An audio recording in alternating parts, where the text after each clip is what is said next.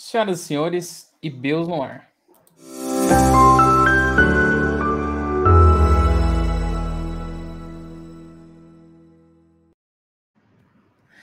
Estamos iniciando mais um podcast e hoje ele está muito longe. É um convidado exclusivo, né? Agradeço aí ao convite, Ricardo. Tá me ouvindo? Estou te ouvindo. Então tá bom. E hoje a gente vai falar de um assunto que traz muita confusão ainda, certo, Ricardo? Sim, é verdade. Hoje nós vamos falar o que é Service Design. A gente poderia começar aí com as suas explicações, que são muito boas. Se quiser, eu tenho aquela foto que eu te falei, que eu posso compartilhar até aqui, se você quiser. Fica à vontade, Ricardo. Tá bom, obrigado. Então, o Service Design é uma área do conhecimento que ela não é tão antiga, mas ainda traz um pouco de confusão. As pessoas falam, mas Service Design é a mesma coisa que UX Design. Qual a diferença entre Service Design e Industrial Design? E assim por diante. Eu gosto de falar sobre o que é Service Design, primeiro explicando o que é um serviço. Perfeito. O Service Design é design de serviço, né? Para facilitar a compreensão, eu vou usar essa expressão, design de serviço. Um serviço é quando você utiliza o seu conhecimento e os recursos que você possui para o benefício de uma outra pessoa. Então, isso é um serviço. Então, os serviços, eles estão em todos os lugares. Por exemplo, aqui nessa sala onde estou, tem energia elétrica, né? Tem a iluminação. A energia elétrica é um serviço. Se eu for ao banheiro, né, no bebedouro, tem água. A água é considerada um serviço. O próprio sinal de internet que eu estou utilizando agora para poder falar com você, o Wi-Fi, é um serviço. Mas os serviços, esse é bênção e maldição. Embora eles sejam muito comuns, estejam em todos os lugares, as pessoas não se dão conta deles, não prestam atenção nos serviços. Justamente por estar em todos os lugares, as pessoas só lembram dos serviços quando eles dão errado. Aí elas começam a se perguntar, né, mas por que esse serviço não está funcionando? Né, por que está demorando tanto? Mas cadê o meu produto que eu pedi para ser entregue na minha casa? Por que o correio não trouxe o que eu pedi? Por que o médico não fez o que eu esperava?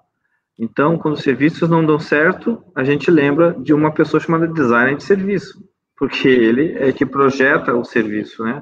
Uhum. O serviço ele é feito de três coisas, três partes, que a gente chama de os 3 P's do serviço em inglês, né? People, Process, Physical Evidence. Em português, pessoas, processos e evidência física. Então, é como se fosse um teatro, né? No teatro você tem os atores, você tem o script, que é a peça que eles vão desempenhar, o roteiro, né? E existe também o espaço físico, né? O stage. Então, o serviço, ele serve para que essa metáfora do teatro serve para que as pessoas entendam, né? Que o serviço ele tem uma parte visível, que a audiência, o público enxerga, e tem uma parte escondida, atrás da cortina, que são outros profissionais que trabalham, que a gente chama de backstage, né?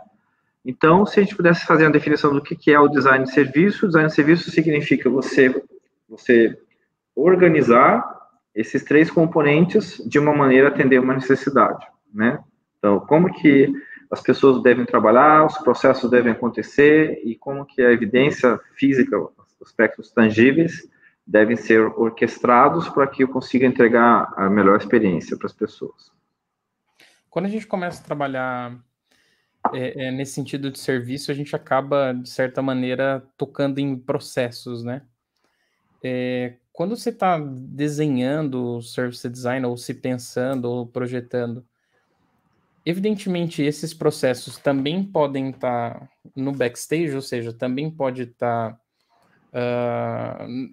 em processo, né? Não só tangível a meio físico, mas ele também pode acontecer a processo, a construção de processo?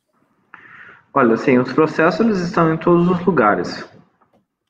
Então, eu vou te dizer, usando a metáfora de um restaurante, uma analogia, na verdade. Então, por exemplo, quando você pede um prato num restaurante, a parte que você enxerga é o garçom, o cardápio e a mesa. Ali, o salão onde você está sentado.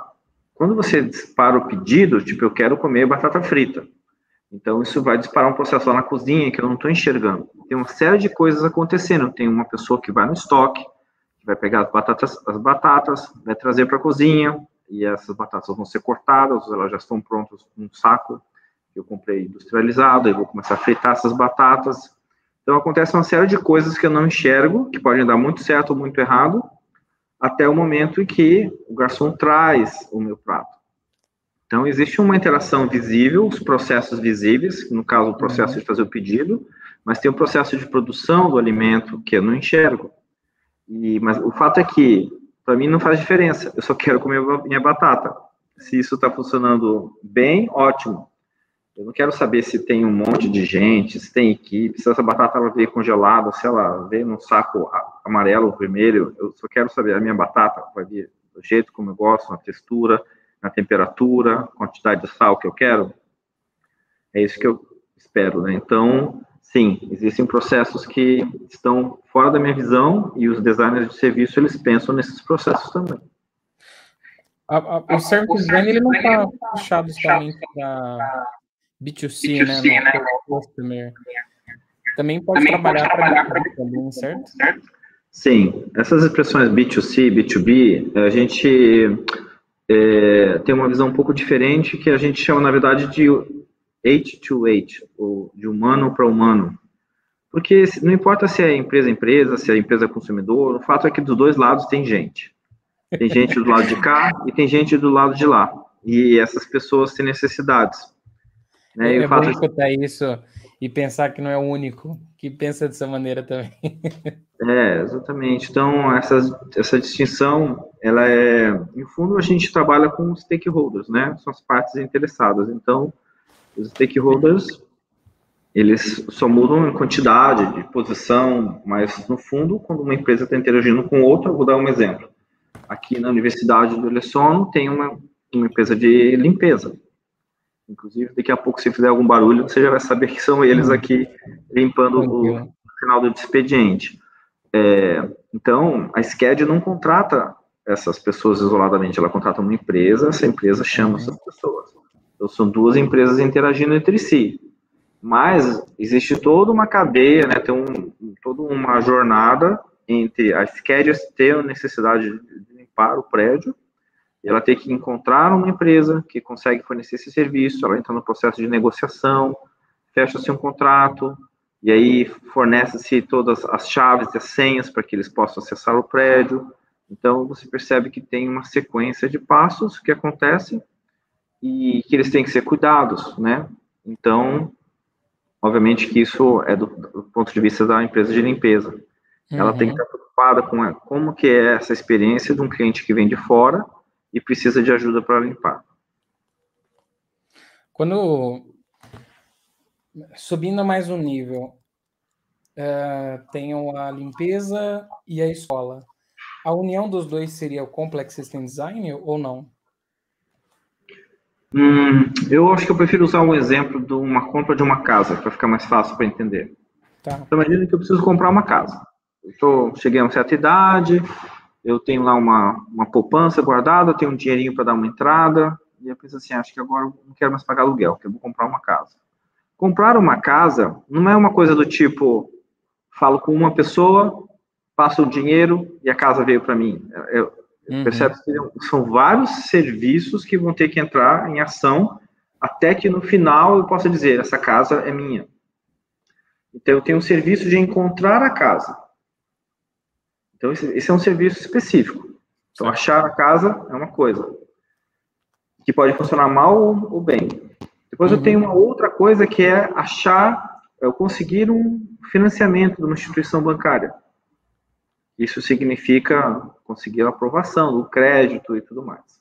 E aí eu já tenho outro processo. Outra parte que efetivamente é fazer a transação. Aí envolve uma imobiliária. Essa imobiliária vai ter que proceder documentos, cartórios, escrituras e tudo mais. Então, já é um outro serviço. Quando eu penso no suprassistema, que a gente chama, né, que é o sistema do sistema, esse suprassistema é comprar a casa. Aí embaixo dele eu tenho outros serviços ou sistemas, né? Sistema para encontrar a casa, o sistema de financiamento, tem um sistema de imobiliário, né, da transação de compra. E aí dentro desses sistemas eu vou começar a trabalhar com as jornadas. Eu tenho uma jornada de procurar a casa, eu tenho uma jornada de conseguir financiamento, eu tenho uma jornada de efetuar o pagamento da casa na imobiliária e conseguir transferir a casa para o meu nome. Uhum. Então, essas jornadas são feitas de momentos, ou touch points, ou que a gente também chamados de encontros de serviço. E, então, quando a gente analisa, né, essa composição, quando eu tenho o sistema do sistema, né, que eu tenho, que está no nível mais alto, que é comprar uma casa, a gente chama de um nível conceitual. E o design de serviço consegue atuar nesse nível quando ele chega à conclusão, e se em vez de comprar a casa, as pessoas alugassem um lugar para morar? Então eu ajo no nível lá em cima, e quando eu faço uma mudança aqui em cima, isso afeta todos os sistemas que estão embaixo. É o que aconteceu com o Uber. No Uber, ele permitiu que as pessoas pudessem alugar o seu carro particular. Aconteceu com o Airbnb, em que em vez de eu conseguir alugar um quarto num hotel, eu consegui alugar quartos de pessoas particulares. Então, isso são inovações no nível conceitual, no nível mais alto do sistema. Para acontecer essas mudanças em alto nível, primeiro é necessário fazer esse mapeamento, né? Antes de necessariamente fazer essa troca. Ou não, já é possível já iniciar essa concepção em alto nível, descendo a nível de service design ou design de serviço? Eu vou te dizer assim, Thiago, a gente não trabalha muito com o jeito certo e o jeito errado, no sentido de, eu tenho que começar de cima e descer. Não tem uma metodologia, né? Às vezes eu posso fazer o contrário, eu começo embaixo e subo. Então, assim, na verdade, quando trabalha com pensamento sistêmico, essas direções, elas são meio que simultâneas, né? Você sobe e desce várias vezes. Então, você está olhando aqui no nível conceitual do tipo, puxa, a gente podia mudar essa concepção, em vez das pessoas, por exemplo, terem furadeiras em casa, ou chave de fenda, martelo, e se tivesse um serviço que as pessoas pudessem alugar isso, elas usam e devolvem, elas não precisam comprar o produto do zero. Então, digamos que é uma inovação no nível conceitual. Uhum. Mas, às vezes, eu tenho que pensar na operacionalização, como é que isso vai acontecer? Quem vai ser dono das ferramentas? Eu vou trabalhar em parceria com uma empresa ou eu vou alugar isso das próprias pessoas? A ferramenta. Uhum. A pessoa já tem as ferramentas nas suas casas e eu vou pedir que elas emprestem umas para as outras, cobrando uma taxa. Então, eu tenho que pensar nesse aspecto, mas então eu estou olhando lá no nível conceitual, tipo, parar de comprar ferramentas, mas eu desço aqui no nível aqui embaixo e começo a pensar, tá, mas e como é que eu vou transformar isso em realidade? Qual vai ser o processo? Uhum. Tem algum framework ou metodologia para iniciar, ou algum mapa, não sei, touch point, por exemplo, que você falou, né? Seria algum diagrama que representaria isso? Como que starta esse processo? Mais uma curiosidade mesmo. Faz design de serviço, é isso que você quer saber? Exatamente. Então, olha, primeira coisa, não tem receita, mas eu gostei da expressão que você usou, framework. Framework é mais útil do que a receita. Porque a receita, ela funciona em alguns casos, só que se sair alguma coisinha do trilho, você congela.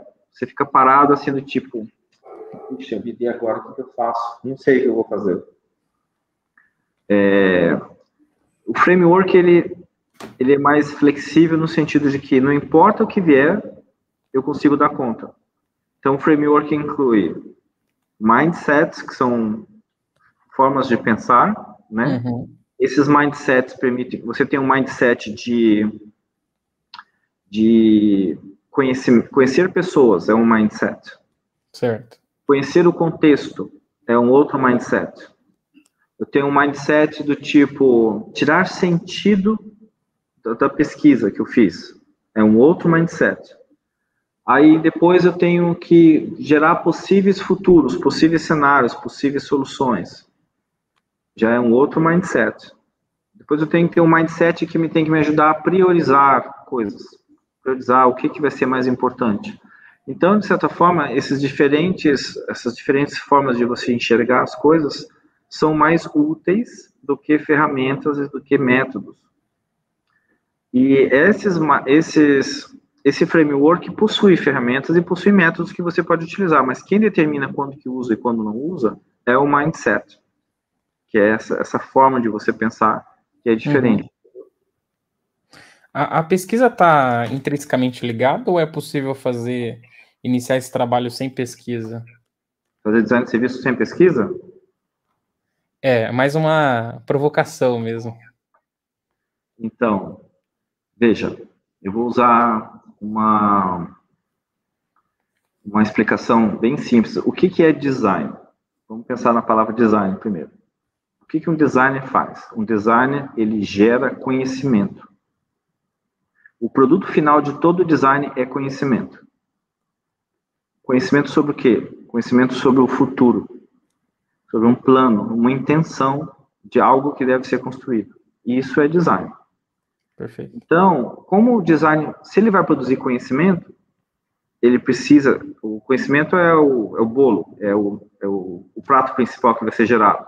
Ele precisa de ingrediente. Conhecimento é feito de informação, né? A origem, e essa informação é feita de dados. Então, se eu não tiver os dados, eu não consigo gerar informação. Se eu não tenho informação, eu não consigo gerar conhecimento. Se eu não gero conhecimento, eu não estou fazendo design, estou fazendo outra coisa, que eu não sei o que é. Que não é design. É.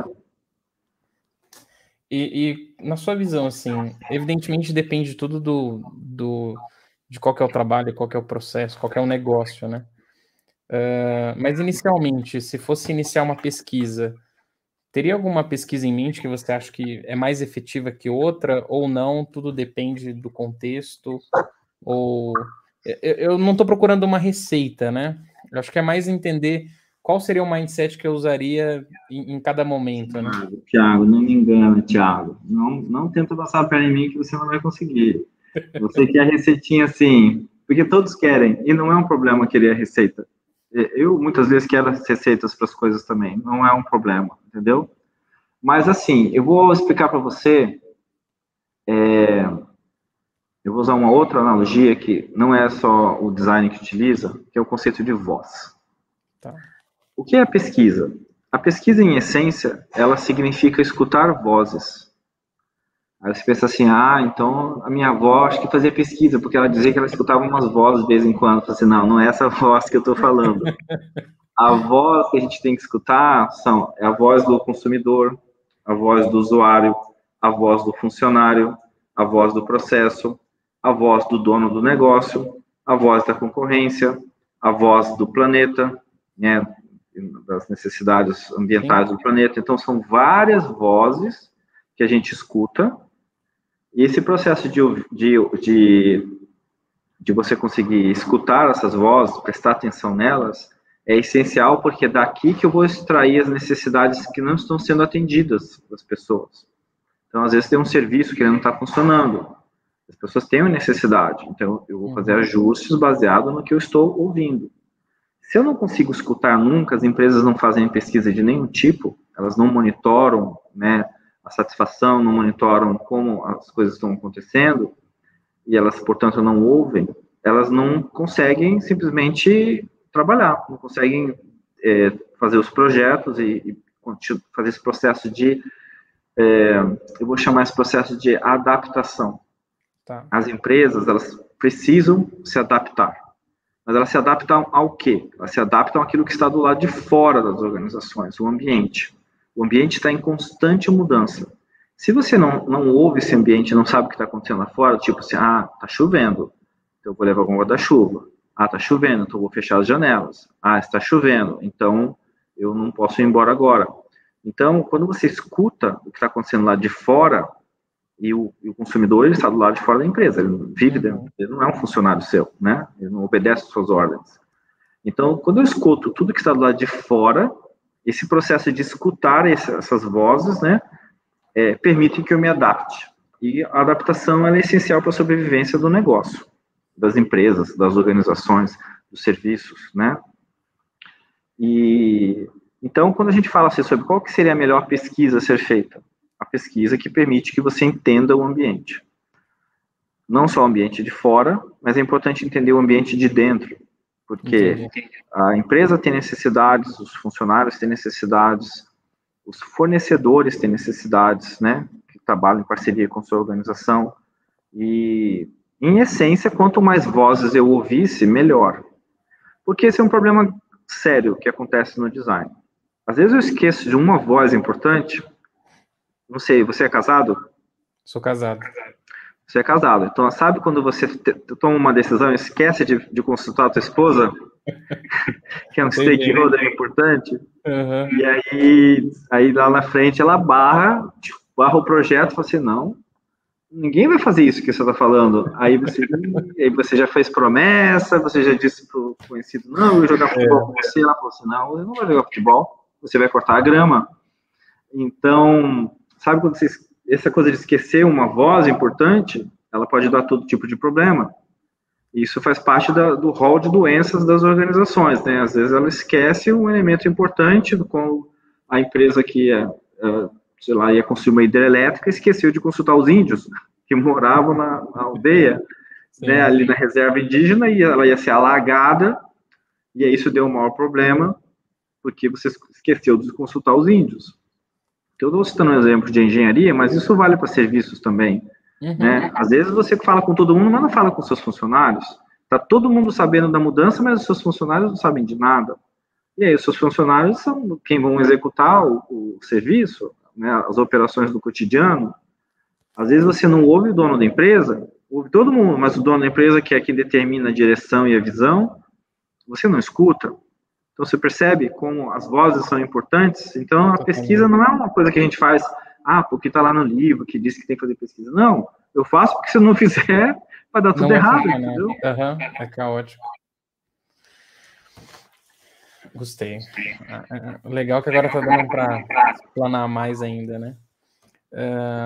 Quando a gente começa a observar, né? Você comentou uma coisa que ficou na minha cabeça, é mais curiosidade mesmo. Você comentou que Service Design não é algo novo, né? E também não é algo muito antigo. Quando a gente começa a olhar Complex System Design e serviço como um todo, que já é uma coisa muito antiga, né?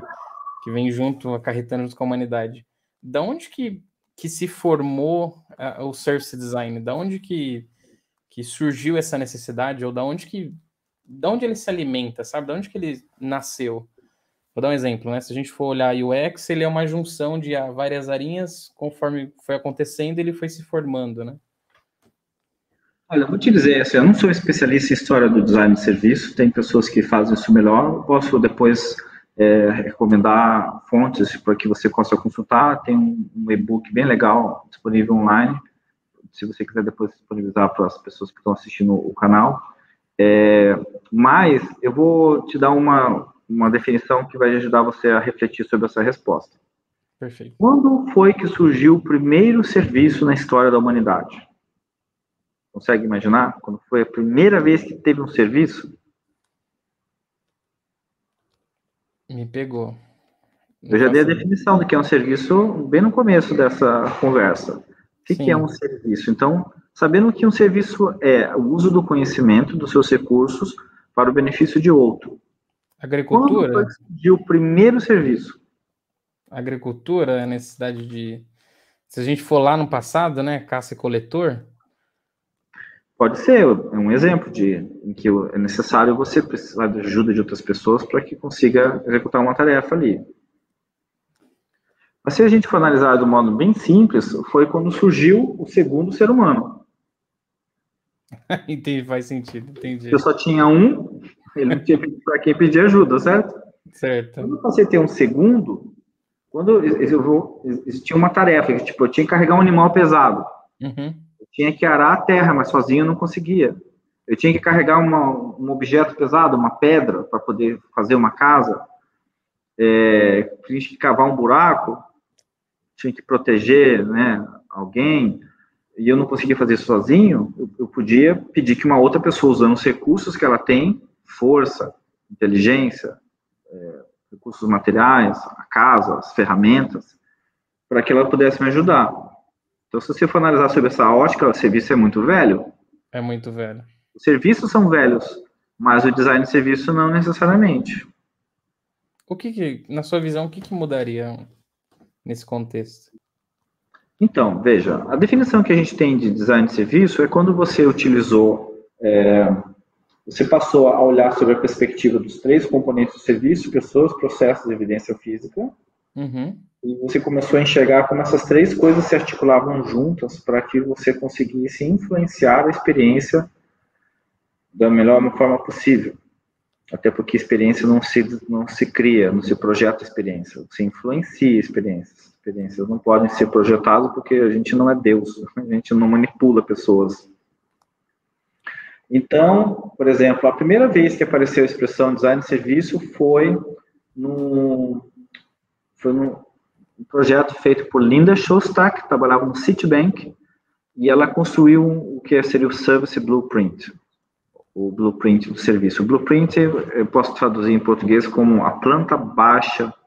Tem a planta baixa da casa? Uhum. Aquela planta baixa, que você faz lá o desenho do arquiteto, para você saber onde que vai ter o quarto, a cozinha, que lugar que vai pôr a piscina.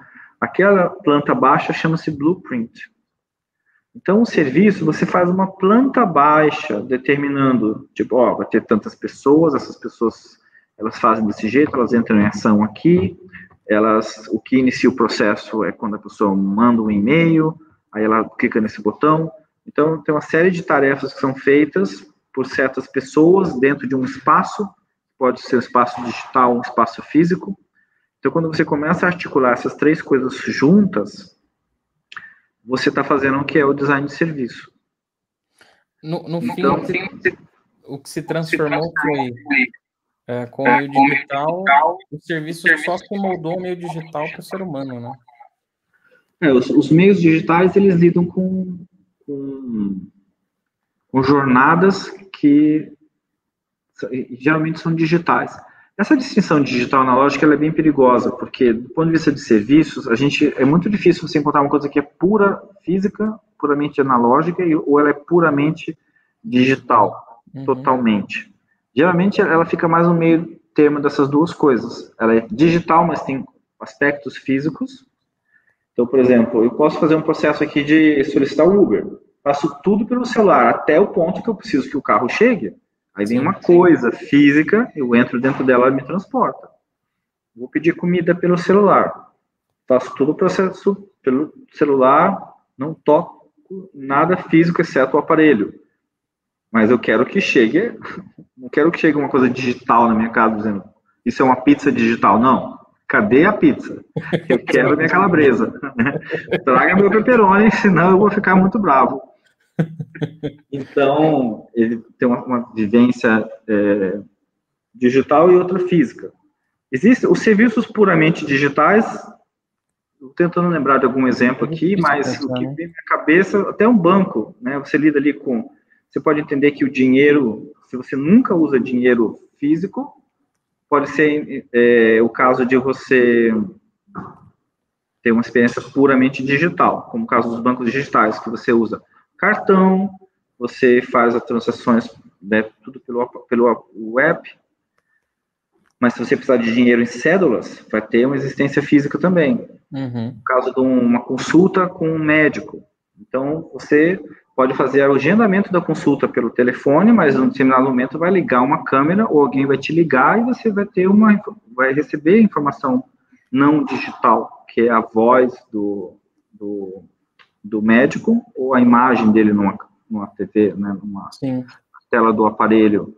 Então, essa questão, o que a digitalização fez, no sentido de que com a transformação digital muitas coisas passaram a ser feitas pelo computador, ela fez com que o fluxo de informações dentro dos sistemas ele se transformasse e ampliasse a integração. Isso foi a transformação que aconteceu. Mas isso praticamente obrigou que as empresas começassem a trabalhar com design de serviço. Porque no design de serviço, ele é uma das principais ferramentas para você falar de integração.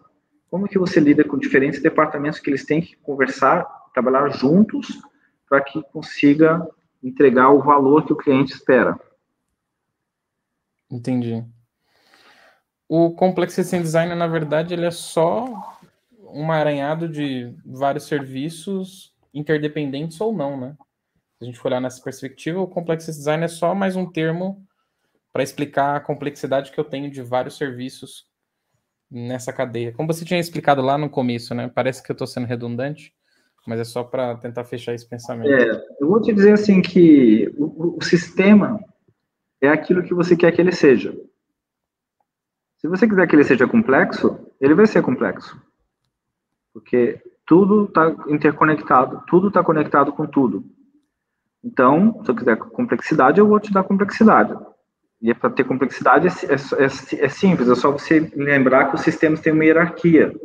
Eu tenho um sistema embaixo, né, que é um subsistema, acima dele tem um sistema de ordem maior, acima dele eu tenho um outro sistema, e o sistema principal seria um suprassistema, então embaixo dele tem os sistemas de primeira ordem, segunda ordem, terceira ordem, quarta ordem, então eu vou descendo, eu tenho uma hierarquia, como se fosse uma pirâmide, por assim dizer. Os sistemas, quando eles são vizinhos um do lado do outro, são sistemas pares, ou peer systems. Então, eu posso entender que os sistemas de sistemas é quando eu começo a olhar a relação desses sistemas entre si. Entendi. Então, por exemplo, o sistema educacional, eu posso conectá-lo com o sistema de segurança. O sistema de segurança, eu posso conectá-lo com o sistema de saúde. Então, esses sistemas, eles podem se conectar ou não. Se eles vão ser conectados e eu vou começar a enxergar eles como um sistema maior, depende de mim. Quem está olhando o sistema. Por isso que eu digo, o sistema é aquilo que você quer que ele seja. Tá? Por isso que é arbitrária essa determinação. A gente chama isso de definição dos boundaries, dos limites do sistema. Quem está estudando o sistema determina o que vai estudar, o que vai entrar no sistema ou não. Entendi. Isso é muito ambíguo, né? É muito... Vai de empresa para empresa, vai de situação para situação, né? Não tem um... Assim, a complexidade, ela está carregada de incerteza, mas isso é característica que a gente espera, a gente não pensa nada diferente disso. A gente tem ferramentas do pensamento sistêmico que ajudam a fazer sentido desses sistemas complexos. Então, vou te dar um exemplo. Qual é o tamanho do sistema que eu devo mapear, que eu devo considerar quando eu estou fazendo um projeto?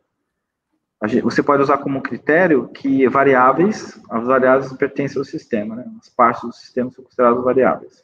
Tá. E essas variáveis, eu posso considerar aquelas que se repetem com continuidade. Todo dia, aquilo faz parte do sistema que eu estou analisando. E tem variáveis que acontecem de vez em quando, uma vez por mês, uma vez a cada 6 meses, uma vez por ano. Então, essas que acontecem de vez em quando, eu posso definir e excluí-las do sistema.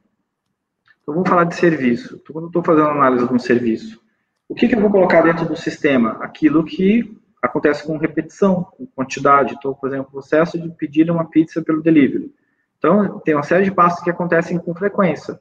Fazer o pedido, encontrar a pizza, fazer o pedido, esperar o pedido, receber a confirmação, receber a pizza, pagar a pizza. Então, essa série de partes, elas se repetem com frequência. Então, eu posso entender que elas merecem estar no sistema. Entendi. Agora, existem coisas que acontecem de vez em quando que eu posso decidir, bem, isso aqui não acontece muito raramente. Para facilitar a vida da análise, eu pego e excluo essas coisas.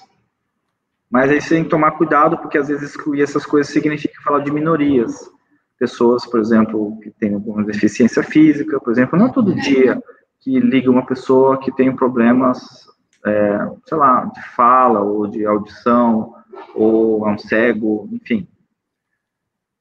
E aí, como é que a gente faz nesses casos? Se eu excluir as coisas que não acontecem com tanta frequência, eu posso esquecer dessas pessoas. E aí eu vou estar sendo excludente, o que não é certo, né? Sim. Então, é um quebra-cabeças que a gente tem que olhar com bastante ética. E essa é uma área complicada nesse sentido, né, Ricardo? O que é complicado? Em qual momento não excluir essas subsequências, né? Então, tem uma necessidade real ali de saber até que ponto que eu devo abranger tudo ou não, né? Sim. O fato é que não dá para fazer tudo. Não tem braço, não tem dinheiro, não tem tempo. Ou tempo.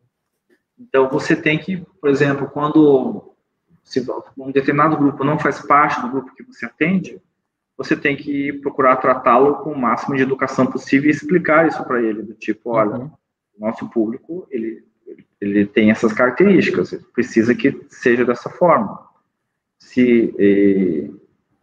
e essas pessoas que ficaram de fora, por assim dizer, porque não faz parte do público que eu atendo, até porque assim, as empresas não são Deus, né, no sentido que elas podem tudo que elas quiserem. Então você pode com educação explicar, tipo, o nosso perfil é este. Mas se o número de pessoas começar a se tornar elevado, ou mesmo eles surgirem como exceções, você tem que estar preparado para atender essas exceções. Tipo, às vezes acontecem uns casos extremos que você nunca espera. Por exemplo, o caso da Zappos, que é uma empresa que vendia sapatos. E aí, um belo dia, uma pessoa entrou em contato para cancelar um sapato, porque o sapato era para o pai dela e o pai tinha falecido. E aí o operador das Zappos pegou e não simplesmente cancelou, pegou e mandou flores, com um pedido de pêsames, né? Expressão dos pêsames pela perda do pai. O outro estava com a expectativa de comprar o sapato para ir numa festa de casamento e estava com pressa para que isso acontecesse, e a Zappos pegou e fez isso de uma maneira que acontecesse mais rápido. Então, se você dá autonomia para os funcionários e permite que eles tomem decisões, quando você recebe um caso extremo, um caso diferente, que você não está acostumado com lidar com uma pessoa com deficiência, os funcionários têm que ter autonomia para conseguirem resolver a situação. Do tipo, olha, para resolver isso daqui, a pessoa precisaria vir pessoalmente buscar, ela não consegue, não pode se deslocar. Então, eu tenho que arranjar um jeito de levar até ela. Já que não acontece só de vez em quando, então qual é o problema de numa exceção? Então eu vou lá e faço, né, de uma maneira diferente para atender essa necessidade. E isso na hora que você está desenhando o processo, você trabalha mais uma visão holística, né? Porque tentar trabalhar uma visão mecanicista parece suicídio, né? Porque o próprio sistema em recorrência... pode acontecer o caos a qualquer momento, né? O caos não é controlável, né? Pode ter uma desordem. Quando isso acontece, a gente chama isso pensar nessas raízes é complicado? A gente chama isso de consequências não pretendidas, né? Então, existem efeitos que a gente não espera que aconteçam, mas eles surgem. E o fato deles surgirem, não importa se a gente teve intenção ou não, o fato que eles acontecem. E aí, eu tenho que estar preparado para isso, né? Então, por exemplo, existem empresas que têm checklists que elas fazem para tentar antecipar o que pode dar de errado quando elas implementaram o serviço de uma maneira específica. Então, elas procuram ver se vai causar dano emocional, dano físico, dano social. E ela faz essa previsão, por exemplo, a Spotify ela tem um checklist que verifica essas possíveis consequências não pretendidas, e eles se antecipam e aí eles decidem, tipo, qual é a chance disso acontecer? E se acontecer, qual vai ser o nosso grau de preocupação com esse assunto? Porque às vezes vai acontecer, vai ser algo grave, mas talvez isso não preocupe a Spotify. Ou às vezes acontece o contrário, às vezes nem é tão raro, aliás, nem é tão comum, acontece raramente, mas para a Spotify ela pode considerar aquilo como sendo muito importante, então ela vai prestar atenção naquilo e vai até desistir de um novo feature, de um recurso novo do serviço, por conta dessa possibilidade, que por mais que seja mínima, a Spotify não gostaria que acontecesse nem sequer uma única vez. Então, isso está se tornando cada vez mais comum entre empresas, né? Ainda mais depois da pressão popular, assim, você percebe empresas como Google, Facebook, Amazon, se preocupando com isso. A gente fez um projeto agora aqui na SCAD, em janeiro, em que era um projeto para reduzir o racismo dentro do design. E porque as consequências racistas, eles são visíveis, assim, tipo, você tem lá, por exemplo, câmeras que não conseguem focar na pele negra. Então, acaba atraindo de um modo excludente pessoas que têm pele escura. E o que não é certo. Mas, talvez, o cara que planejou o foco automático da câmera, ele só testou com pessoas que tinham pele clara. O que acaba se tornando um problema depois. Então, como evitar esse tipo de efeito secundário, que exclui pessoas, exclui grupos minoritários, e às vezes nem tão minoritários assim, porque os negros não são minoria, né? São uma quantidade considerável da população, por exemplo, aqui nos Estados Unidos e em outros países. e você tem que tentar se antecipar e levar isso em consideração. Então, existem já iniciativas para poder reduzir isso. Entendi.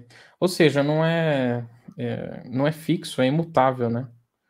Uma vez que fez o trabalho, ele sempre vai mudando de acordo com a cultura e vai se transformando. Acredito que as empresas deixaram isso ficou bem claro para o mundo, né?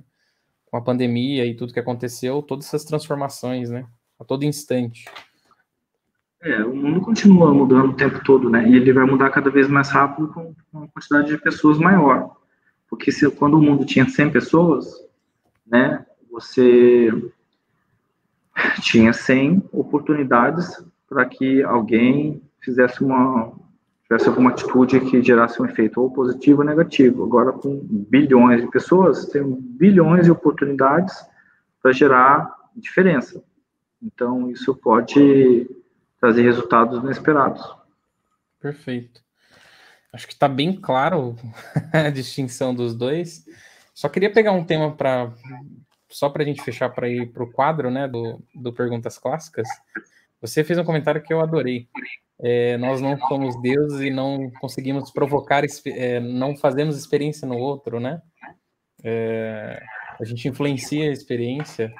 Você pode explorar um pouco mais isso, por favor? Porque assim, existe uma ideia, né, de que, por exemplo, a própria expressão UX design, que traduzida para o português seria design de experiência, né? Uhum. Ela é incorreta, porque a experiência não se faz design de experiências. Não tem como você determinar a experiência vai ser assim, assim, assado.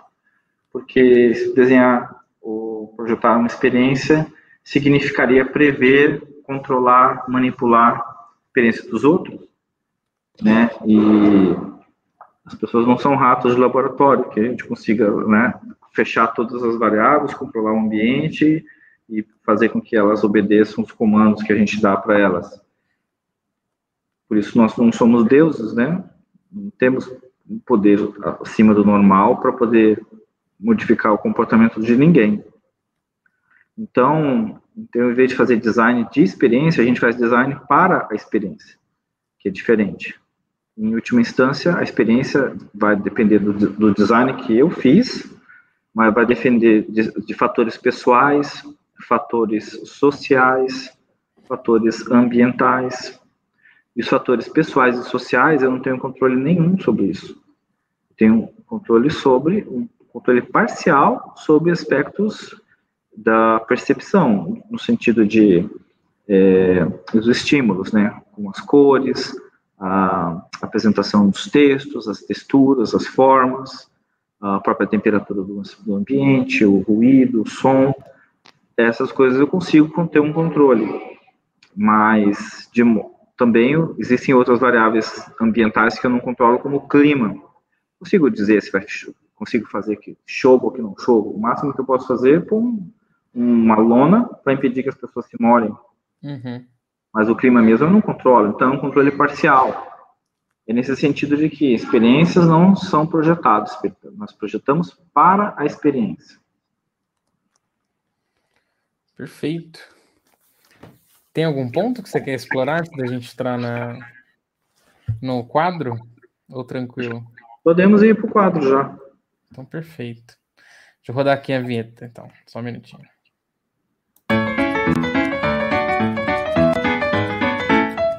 Perguntas clássicas. Aqui com o objetivo, Ricardo, são 3 perguntas básicas mesmo, clássicas, né? Em cima do assunto que a gente está discutindo. E a primeira é: o que você mais ama no Service Design? Assim, se você quiser fazer uma desconstrução das perguntas, fica à vontade também, tá? Não necessariamente precisa seguir a estrutura da pergunta. Olha, eu vou te dizer que talvez a coisa que eu mais gosto no design de serviço é o fato de que ele se preocupa com os funcionários. Eu vi muitos exemplos assim de empresas que nelas pregam, né, tipo, não, mas que o consumidor, o cliente sempre tem razão, a gente tem que pensar na experiência do consumidor, e blá, blá, blá, mas ninguém fala dos funcionários, entendeu? Então, você vai ver assim, o prédio é lindo, maravilhoso, o ambiente onde os funcionários trabalham, os consumidores compram, é perfeito, mas quando você vai ver onde os funcionários trabalham, os bastidores, cara, eles não têm um lugar para descansar, Eles não têm um sofazinho para eles sentarem. O vendedor trabalha o tempo todo de pé. Chega no final do dia e está com as pernas detonadas, vai criando um monte de varizes, problemas de circulação, problemas de coluna, sabe? Às vezes o ambiente ele é um ambiente, tem até um nome insalubre, né, que eles chamam, que afeta a saúde das pessoas. Algumas profissões têm até pagam um salário a mais pelo ambiente ser insalubre, mas tipo, quanto custa a sua saúde? Quanto custa, né, você ter um corpo que não vai chegar detonado na velhice, e aquele dinheirinho que eles te pagam a mais, tipo, me parece mais uma compensação fajuta, né? Ao invés de se preocuparem de fato em proteger as pessoas e evitar que elas tenham riscos desnecessários. A gente sabe que tem algumas áreas que existem mais riscos do que outras, mas em muitos casos você percebe que simplesmente não prestam atenção nas pessoas que performam o serviço, né? Então, o fato do design de serviço ele olhar para os dois lados, ele olha para a experiência dos consumidores, dos usuários, dos stakeholders, né, que desfrutam o serviço, mas ele também olha para as pessoas, né, que co-criam esse serviço juntos, e isso eu acho muito bonito. Agora vamos fazer o antagonismo, né? O que você mais odeia no service design? O que eu odeio? Talvez odiar seja uma palavra muito forte, você pode substituir, não tem problema. Deixa eu dizer, eu acho que o design de serviço, ele não eu não tenho nada contra ele, no sentido de acordar de manhã cedo, tipo, mas o design de serviço me aprontou mais uma, não vejo a hora de pegar ele de porrada. Tipo, não tenho essa relação, né, de ódio, no sentido de... Porque quem faz o design de serviço somos nós. Se alguma coisa está dando errado, meu amigo, não é culpa da área, né? O problema é de quem projetou o design de serviço. E veja só, o design de serviço não é uma coisa assim que possa ser chamada de uma coisa única, estanque, e é isso. O design de serviço ele pode ser coisas diferentes para pessoas diferentes, ele não é uma área consolidada, assim, tem limites precisos, né? Tipo, ele é isso, ele é feito dessa forma. Não. E as coisas que eu vejo no design de serviço são muito positivas, como, por exemplo, o fato dele ser multidisciplinar, trabalhar com equipes de perfis diferentes. Então, o design de serviço profissional, eles chamam outras pessoas para poder ajudar, historiadores, antropólogos, sociólogos, psicólogos, médicos, enfermeiras, cuspidor de fogo, guarda de segurança. Quem tiver na frente, ele chama e ouve, né, e entende as necessidades e enxerga sob outras perspectivas. Então, isso é muito legal. O problema que eu vejo hoje é uma irresponsabilidade, assim, da forma como levam em conta, como vendem o design de serviço, como ensinam algumas instituições. Por exemplo, no Brasil, não vou citar nomes, mas tem uma pós-graduação, uma especialização em design de serviço, que, quando eu olhei, assim, a lista dos cursos, das matérias, do tipo, tinha lá 20 matérias na pós. Um encontro a cada 15 dias. Tem uma matéria em que você realmente vai, assim, no que é o design de serviço, e que eu, olhando para as outras, eu já fiquei com o pé atrás, falei assim, cara, tem umas outras 19, são a famosa encheção de linguiça. Você percebe, assim, que estão lá para poder fazer o curso não ficar muito minúsculo, porque se uma matéria se dá em 2 encontros, a pessoa vai ver sobre design de serviço mesmo 2 vezes, tipo, no início do mês e no dia 15, aí eu chamo isso de design de serviço e digo que a pessoa tem uma especialização em design de serviço, entendeu? Então isso é uma enganação, isso para mim isso é estelionato educacional, e as outras matérias estão lá para poder encher linguiça, porque não tem relação direta, são matérias assim, totalmente estapafúrdias, né, que a instituição empurra a goela abaixo, as pessoas têm que pagar por elas, e não é barato. E não é barato, eu ia comentar isso. E aí a pessoa sai de lá formada, eu sou especialista em design de serviço. Eu falei assim, cara, você quer aprender design de serviço? Aprenda sozinho. Não precisa. Você pode ser especialista em design de serviço sem nunca ter pisado numa universidade. Não é uma exigência, você pode estudar por conta própria. No meu LinkedIn mesmo eu posto vários conteúdos ensinando as pessoas, tipo, ó, como aprender sozinho, leia esses livros, aprenda sobre esses conteúdos, né, pesquise sobre esses assuntos aqui. E para quê? Para você pegar o dinheiro de uma especialização que o cara vai gastar lá, vamos dizer aí, fazendo as contas, uns 15 mil reais. É mais, né? Pega esse dinheiro e, cara, já que você quer torrar esse dinheiro, então ajude uma família pobre, né? Doe para uma instituição, para um orfanato, para um asilo, né? Use esse dinheiro de outro jeito. Se é que é para torrar, torra dessa forma, ajuda alguém. Não simplesmente ajuda uma instituição que... Uma não, porque são várias instituições que têm esse perfil. E aí você vê as pessoas que são os coordenadores do curso, não tem relação nenhuma com a área de design de serviço, não tem experiência. E, enfim, eu vou te dizer que no Brasil está cheio desses caça-níqueis, né? E cursos então, também, né? Não é só faculdades, né? Tem cursos também. Sim, exatamente. Então, isso me incomoda. Então, se fosse responder a tua pergunta, o que eu mais odeio, não é no design de serviço. O que eu mais odeio no sistema educacional que permite essas aberrações, entendeu? Entendi. Beleza. Agora a última, para a gente finalizar e ir para o seu momento marketing, né? Eu ainda não fiz uma vinhetinha para o momento marketing. Mas para a gente finalizar aqui perguntas clássicas, onde você enxerga o Service Design daqui 5 anos? E pensando em tudo, né? Desde IA, internet das coisas, tem todo um gêmeos digitais, né? Tem toda uma transformação de tecnologia ainda que está para chegar, que está mudando, né? Então, eu enxergo o design de serviço daqui a 5 anos. Eu enxergo ele passando pela mesma coisa que o design, UX design está passando hoje. Um monte de curso caça-níquel, todo mundo ensinando, um monte de gente indo para a praça dizendo que faz e na verdade não faz.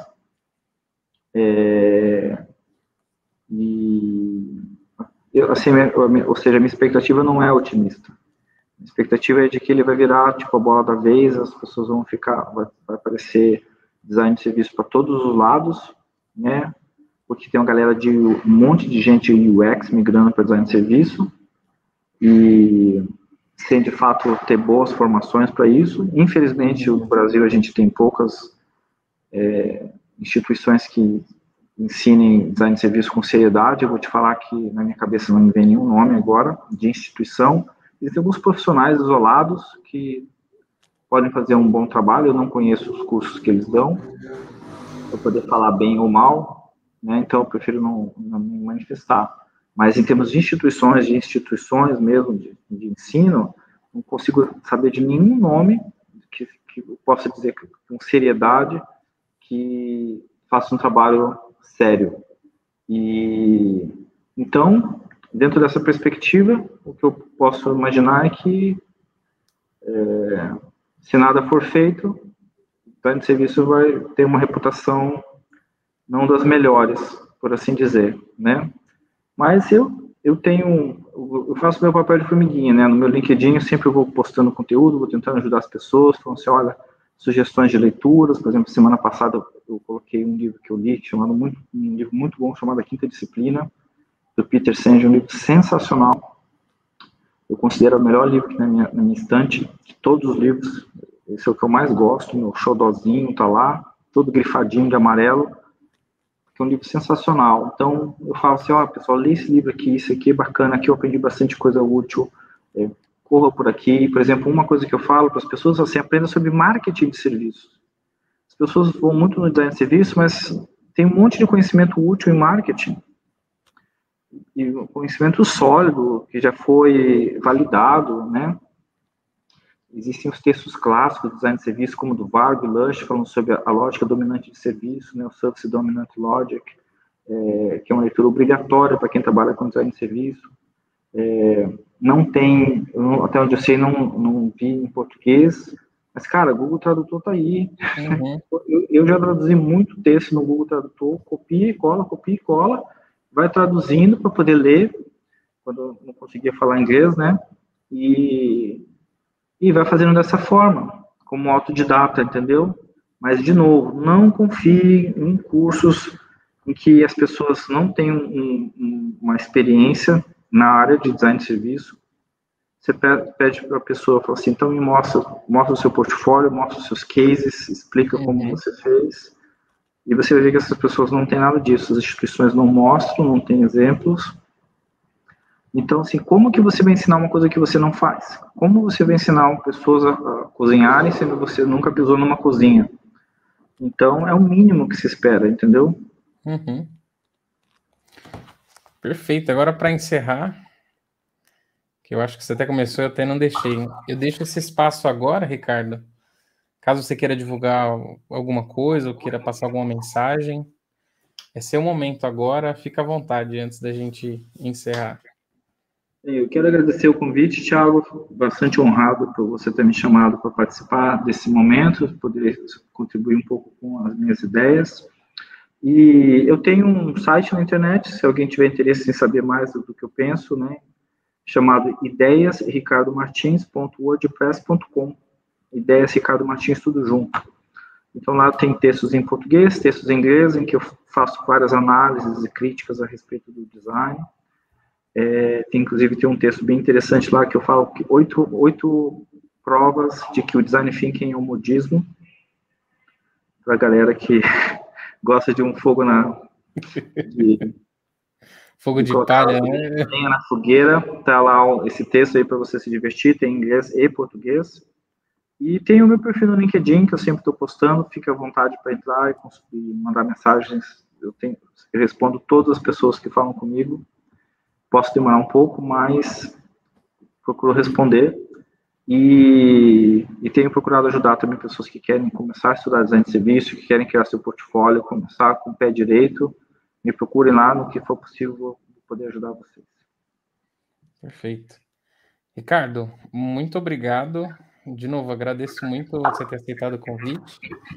E, se possível, te espero em outros, de repente, alguns temas, não só de service design, mas algum tema específico que você queira se aprofundar. A casa está aqui sempre aberta. De verdade, eu adorei a conversa. Tá bom, muito obrigado, Thiago.